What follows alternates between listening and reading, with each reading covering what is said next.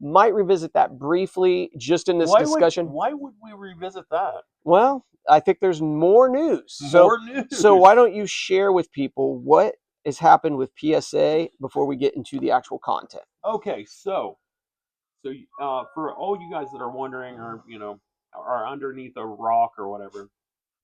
So, anyways, PSA.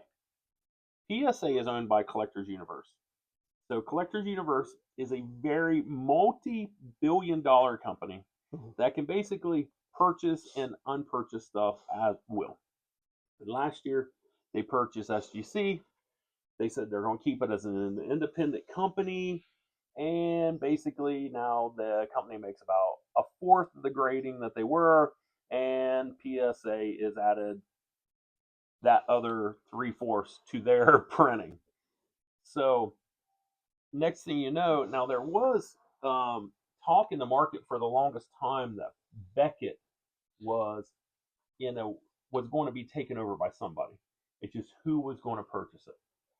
So the rumors was that the CGC company and their parent company were going to purchase it. There were rumors that Leaf was going to purchase it. There was multiple things. It ended up that Collectors Universe decided to purchase it and put out a bunch of money.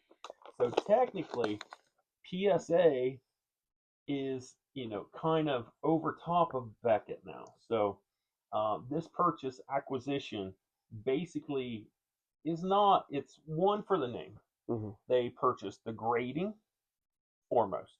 They purchased the publishing, so your Beckett price guides and all that type of stuff.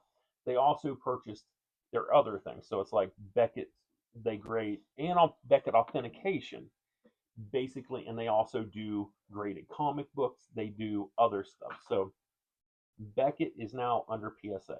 Now, is PSA going to use that as a way to just have more graders on their staff, and they don't have to worry about, that they're going to be able to do their 2.2 or 2.5 million cards a year, because they'll just start printing their own out of Beckett out of Texas? Or will they use it as just for the authentication and all that? So that is still to be determined. But it also allows PSA to not have people competing against their price point, because PSA's always been a little bit higher, and Beckett was cheaper. SGC was a lot cheaper. Beckett was in the between. So now they can raise their prices, so their price doesn't look as high. So, anyways, I see prices already have went up for PSA. That they announced it was going to be longer times to get your cards back, plus a charge hike. Now that they own Beckett, where do you send your cards? So it's going to be a mess in the long run for the regular collector. Yeah, so it definitely is almost defining what a monopoly would be. And I think that there were people, a good amount of people that, PSA has been in the news in a negative light lately. And so there was a good amount of people that were kind of like that Beckett name. They were first to market with this whole grading thing. And they were like, they were there and established. And if you'd go back 15 years ago or so, Beckett PSA, it would be a switch off. Maybe some of your until vintage. The pandemic. Yeah, until the pandemic. pandemic. Pandemic, there was 1 and 2. Yeah, it was, and it was close. And you might even go, well, I'd go this for Beckett, I'd go this for PSA, based on resale and that sort of thing. But Beckett is a long-standing, established, integrity-filled name. Outside of just a recent comment that was made about shill building, that people don't really care for. But there was kind of this hope when PSA started making these mistakes, and there might be some integrity flaws there, that Beckett could stand back up and take over. And we really know, and multiple people have said this on comments we made last week, there's going to be an AI technology that's actually going to work well. People are going to accept, and that's going to really come to market. Now, will PSA or Collectors Universe just buy it? Probably. But, So Collectors Universe acquired a company like 3 years ago that did AI. Now, it was still in its infancy. I do believe they are perfecting it and trying to get it out. The thing is, with them go with AI, they don't need as many graders, because They literally, the computer grades it. All they need is somebody to convey it from one place to another. Mhm. So they can, so they at some point, I wouldn't be surprised within the next year and a half that they grade more than 3 million cards a month. Okay. Yep. And so I kind of see, it's almost one of those things where you kind of got this bad taste left in your mouth from Mm-hmm. PSA. You don't really feel like there's another option. They keep raising Mm-hmm. their rates. I kind of see less and less cards getting graded, and I kind of see more people just confused Mm-hmm. about what choice to make, Yep. so they just err to choose Yep. nothing until something clearly comes forward Yeah. that seems like a good option. It would be nicer. It would be nicer because I go online all the time and see cards that never should have been graded. The Mm, card's completely off center. What were you thinking to send it in? hmm They're like, but I just pulled out of a pack. I'm like, yeah, but it's not going to grade good, and you're going to be upside down on it. Yeah. You know. Yeah. So before we get into these, we have like five more subjects Yep. for 2026 that we kind of want to cover. But before we do, we had somebody asking about products out here. Yes. So I should have mentioned that. So my job's been a little bit different the last probably 2 weeks. I've been making multiple trips to FedEx, Mm-hmm. that sort of thing. Been For $68,000, this Yeah, is all you get. yeah, This is yeah. all the product you get. So yeah, this week is probably $30,000 to $35,000 worth of stuff coming in. So what you see in front of you is Allen and Ginter Blaster, Topps Chrome Blaster, might be a Mega.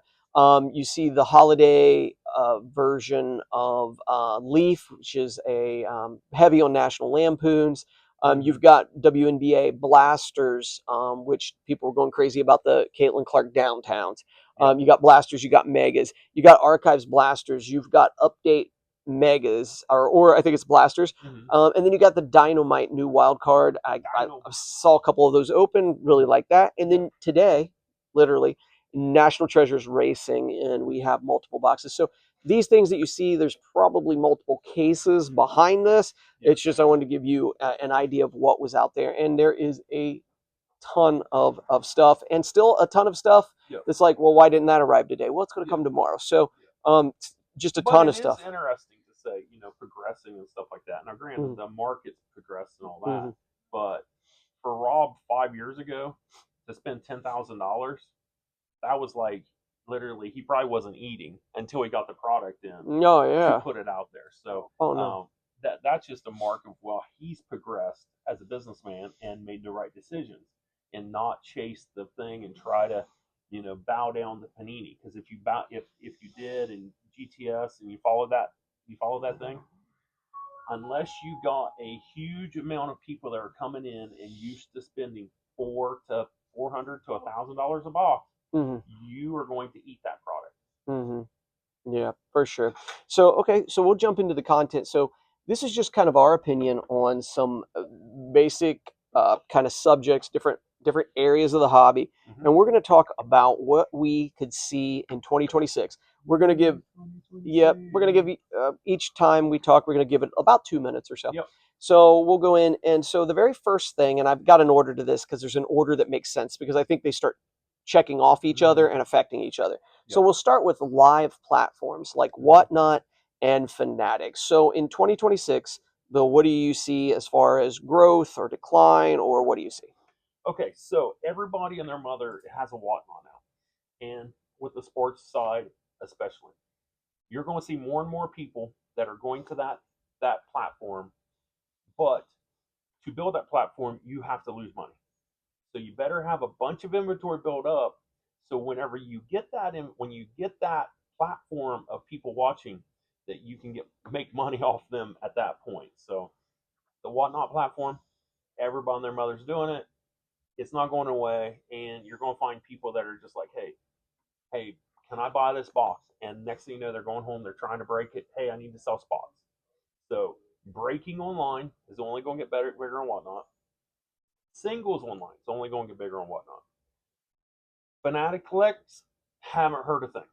Have absolutely heard nothing. They want us to be on there. They want to try to force the shops, the local LCSs to that platform. The problem is most of the people that are on that platform are buying from Fanatics is already on Whatnot breaking. They're not going to leave Whatnot, a established thing where they have thousands and thousands and thousands of followers, to go to Fanatics Collect to try to start over a new room. So I do not know how that progresses. Um, and eBay Live, can't figure it out. I've not tuned in to watch a live. I did. I want items that are up. That's all I do. I'm not going to chase something new. I'm an old head, come to find out, and I'm okay with just buying off eBay. I put a bid, and if I lose it, I lose it.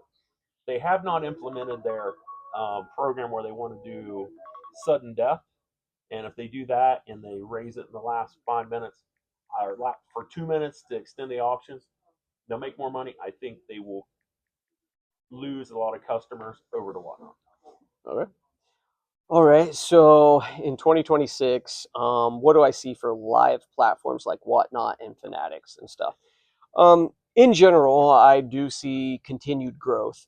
I think that that is the way that the hobby is going. I think that is the reason that you're seeing, part of the reason you're seeing Monday Mayhem with Mike from us on Facebook Live, because it seems to be a growing trend that nobody wants to be part of a break, that it's like, here's some spots. We'll break it when it fills in 3 or 4 or 5 or 6 days. They want that instant gratification, and the number of people on Whatnot that can get that has just spilled over to everybody's breaker page and that sort of thing. I've seen people abandon their established breaker page to do more like a Whatnot live or live on their own Facebook. And so that's one of the things we're going to do. So I'm going to say two confusing things. I think live platforms on Whatnot and Fanatics have to get easier for everybody to just access, do it, which seems like a lot of people find it pretty easy. So it's got to continue to be easy or get easier, but also more official. Because right now there's just all kinds of junk on there. And any Tom, Dick, and Harry that it has no business license, no kind of credibility in this hobby can just go on there and do what they want. And I've heard a lot of people just saying it's junk. Now, Whatnot will continue to be the big dog, so to speak, but Fanatics is never going to go away. It's going to stick, and it's going to grow also. And the reason is Bill hinted to, if you are a Topps MVP account, probably even a Topps Prospect account, they're encouraging you to do that. It doesn't matter if it's profitable for you or not. It's part of your whole grade card from them, and they expect you to go on there and participate. So, with live platforms, again, I think that's the way we've been going. I think it's going to continue to grow. So a comment back to that. So here's the thing.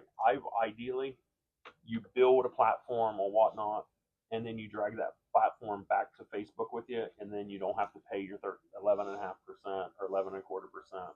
Mhm. And then, I mean, I'm not telling you guys to hide it from the government and stuff like that, but there's a lot of people that do not report this income, Mhm. and they're making hundreds and thousands, and maybe $100,000 a year in extra income and stuff like that. You do run the risk of going to jail for that. So, I just say keep it above board if you can and all that. But yeah, I mean, I see people using the platforms to move to their own platform for lesser fees. Okay.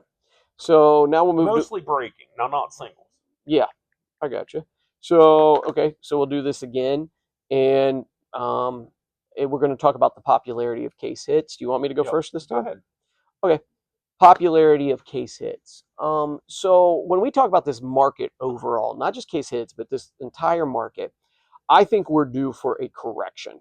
And again, not a bubble's not popping. It's not the end of the world. The sky's not falling. I'm not saying that. So when AI edits this, I don't want to get unnecessarily roughed up or anything. Yeah. But there is going to be a correction, and that correction could be in the 20 to 25% range. And I see that correction happening in the summer, late spring of 2026. And then what mainly is going to happen is it's not going to rebound like it usually does in the fall.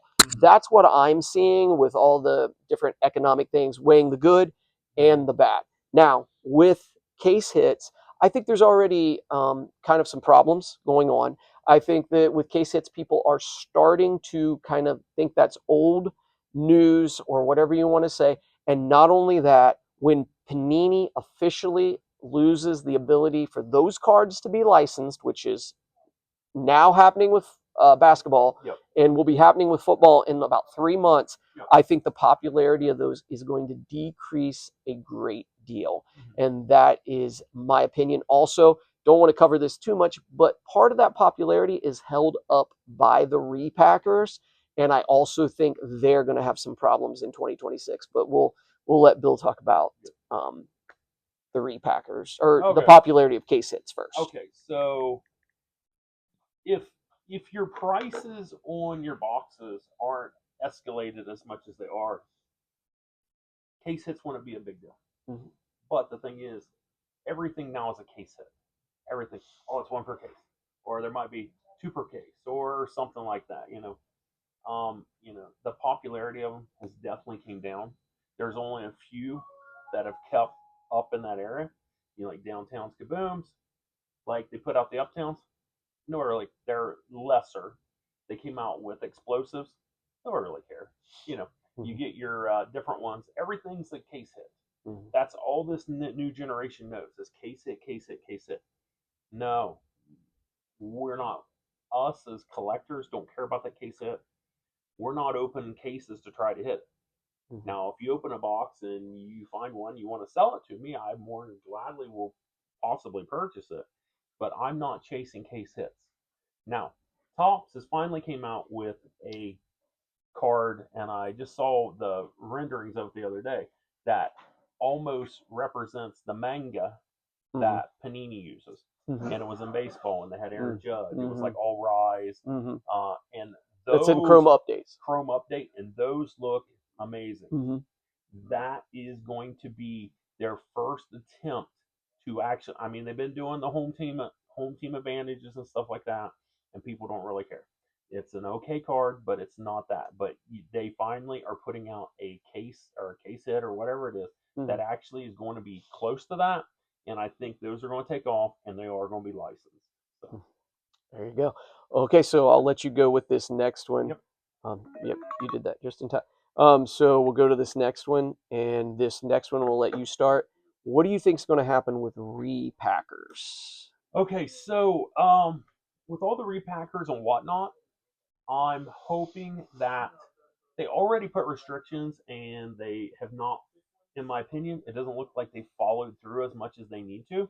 Like they're like, we're going to do this and you're going to have to certify this and this is going to have to be certified and all that.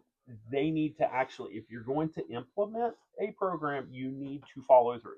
Mhm. Not just say, hey, okay, well, we're going to slap you on the wrist. No, no, no, no, no. This is the way you were going to do it, or you're not going to be on our platform. If that person doesn't get on their platform, they can't leave to another platform with those people that started there. So they're going to have to follow the rules. So, I mean, if you're doing a repack in anywhere other than Whatnot right now that has a restriction that they're supposed to be following, you're going to be fooled by a bunch of people telling you, oh, this is $100 floor card, and you're going to get a $20 card, and you're going to have no recourse. I don't really care for Arena Club. I think the price point's too high, and it's like automatic buyback and stuff like that. I see people opening $200 things and getting $50 cards. It's all gambling. You want to gamble? Go to the casino. Mhm. Okay, and I'll just give you my 2 cents, I guess, Sure. on repackers. Um, I won't take near my whole time, so I'll just spit it out there. So as far as repackers go, I think that whole thing is kind of falsely holding up the current bull market that we see, and a people making 10 to 15% profit on singles only works when cards are growing and in a nice growing bull market.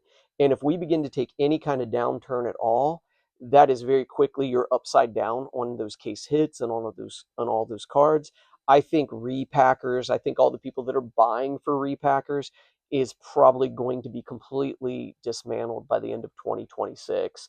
And it's just you're talking about cards not being liquid for the last 10 years in this hobby. What's been liquid is sealed product, and Mm-hmm. now we've got a group of cards that are also almost equally as liquid or maybe Or more more. more liquid.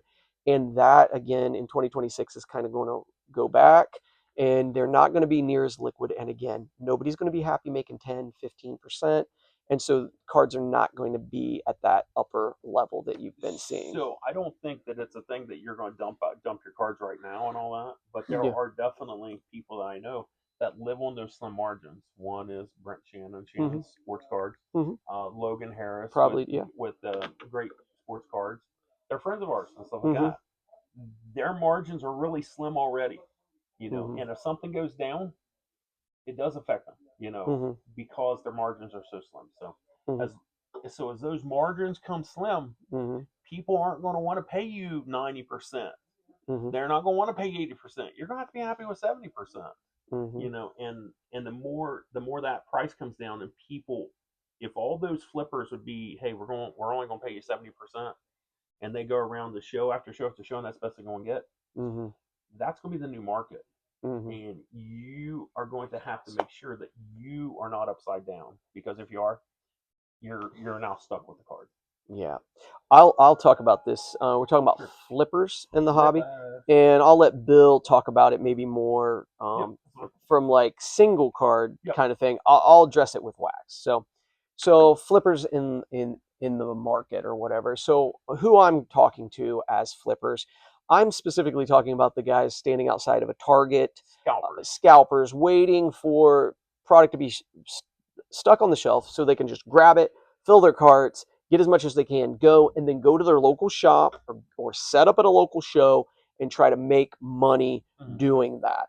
I believe Topps has already put things in place. Fanatics Topps has already put things in place that is going to make that more and more and more difficult. They had us write out what we thought we wanted per case of like blasters and megas and those kind of things that Walmart gets. And they guaranteed the MVP stores would get X amount of cases of all of the better or at least base products that they plan to release. So it's going to be almost no margins whatsoever if your local hobby shop, if every local hobby shop is going to get 3 or 4 cases of Topps Chrome baseball blasters.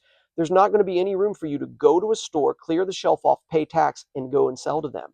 They're not going to be interested. And it's going to be easier for kids to walk in and buy it at their local shop or buy it at their local Walmart or Target than it has been in the past. So we kind of saw this wave die after COVID and it was difficult. And we had to keep telling people there's no room, there's no room.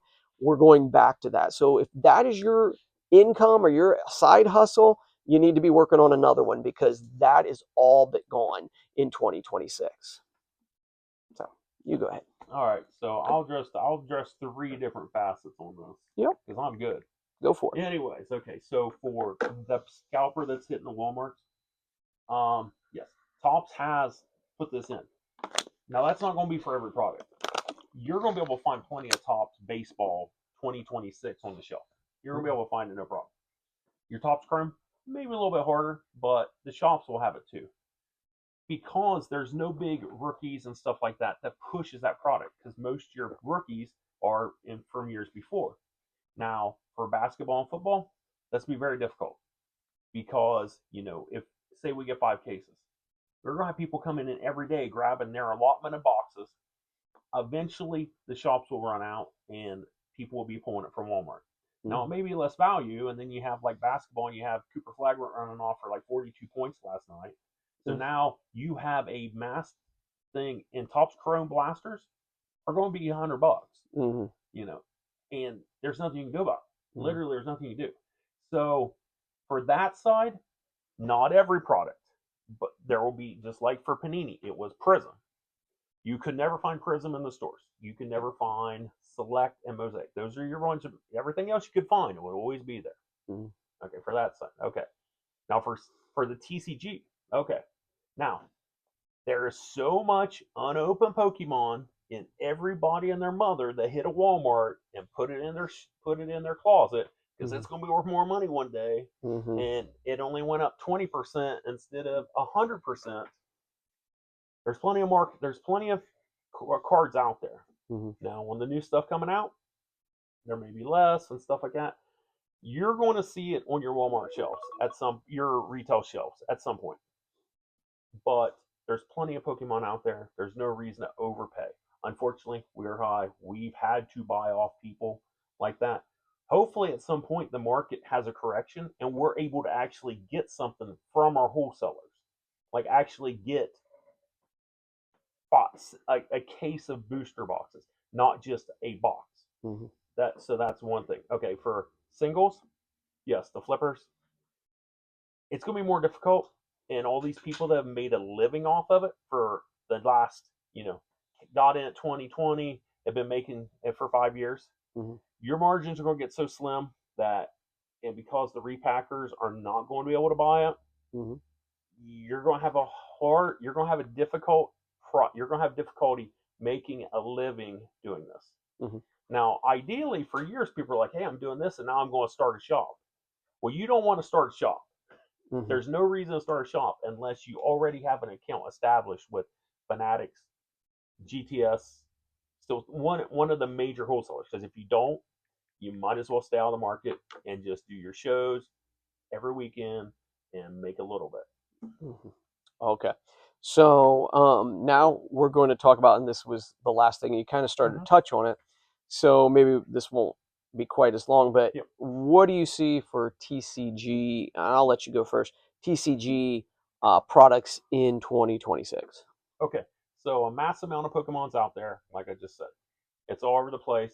Every place has it. People come here and say, "Man, you have a massive amount of Pokemon." Everybody does, but it's higher than what it is retail. We can't help that. We paid more. I've seen people now talking about moving interest into other games, in particular One Piece. So I have seen the One Piece market move up. Now we do actually still get an allocation of that, so that's good. We should have it at whatever it retails for. But that market's very finicky and can move from time to time. They might pop onto Rift World or Union Arena. That is a very finicky market. Your kids will probably never leave Pokemon, but those kids will advance and move on to something else. Mm-hmm. So with the TCG, the same. Don't overpay and get stuck. Just, if you have to have it now, buy it. Mm-hmm. But I wouldn't hoard it for Mm-hmm. long term. Mm-hmm. I would agree. Okay, so we'll stop that. Okay. Um. Okay, so I'll just give you my opinion about TCG stuff, Pokemon stuff. So it's pretty simple. What goes up has to come down, and if it's off the market because it's been busted, that's one thing. If it's been hoarded in people's houses, like some of the '90s stuff was for a long time, that's something else. So we're going to see some kind of hit. It's going to take some kind of dive, but we're going to have to wait and see how many people are actually just got it hoarded and as sealed products at their house, and how many people have actually opened it. And then filter back into the market. Yeah, we'll see what filters back into the market. If it doesn't filter back into the market, some of it may hold its value up there. I still see it taking some kind of hit, but then I think by the end of 2026, you're going to see One Piece growing to the point that it almost replaces Pokemon or gets right up there as a very close second to Pokemon. And when that happens, when products release, like Bill alluded to, maybe our allocation grows. Maybe people don't want that second and third case of their Pokemon, so we end up with it. And Pokemon is affordable again for collectors. Again, One Piece seems to be growing in popularity. We personally are selling it and seeing it grow and having people ask for it. But as Bill mentioned, our allocation's okay, but I've watched our allocation start to tumble on that because everybody's realizing it's popular. So again, TCG is going to take some kind of hit, specifically Pokemon, but there's always going to be people doing Magic. There's always going to be people doing these trading card games. Play the game. Yeah, that actually play. It is a collectible card game. It's not just a collecting thing. Yep, absolutely. So and grading. Grading on that side.